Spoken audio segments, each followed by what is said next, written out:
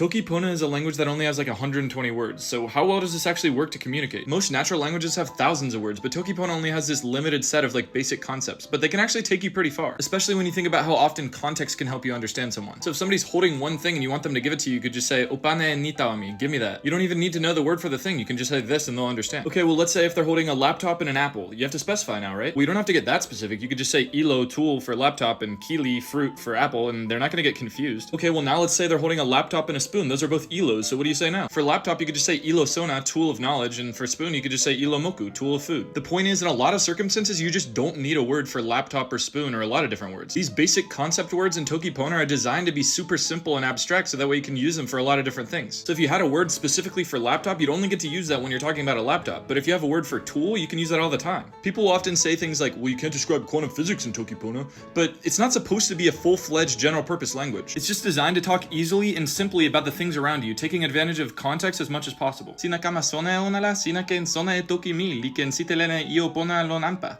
only has like 120 words, so how do we say something complicated like computer game? Well, let's start with computer. What is a computer? It's a tool. And what kind of a tool is it? It's a knowledge tool. So we'd say ilo for tool and then sona for knowledge. Okay, so what about game?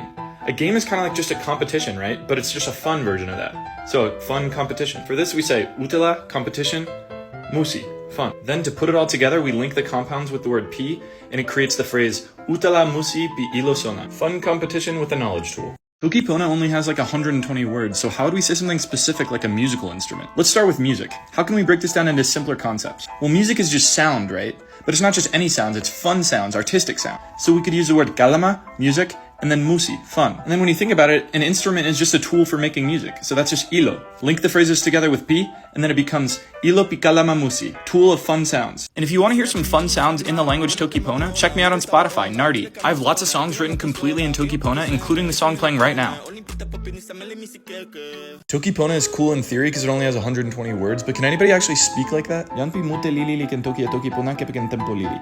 Toki Pona li yo nimi pi mute ala, taso sina kamasona la sina ken ante en nasin Toki sina. Tempo la Toki li ken wawa ala, taso Toki Pona li ken pona mute tani. Sina wile kipisi e Toki sina tawa nimi lili la, yan li ken sona wawa e Toki sina.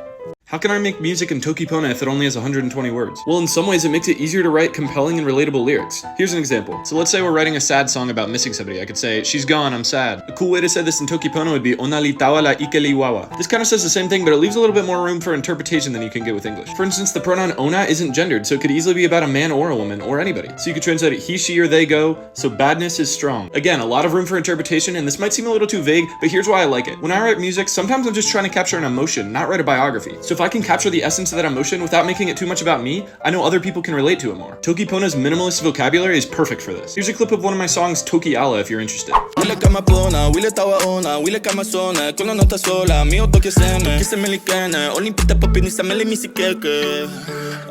Yan mutali toki ani, o toki ala e toki pona, unali toki pilonala, o kamasone toki lon, o kamasone toki España, anu toki italiano, taso mi sone toki nikin.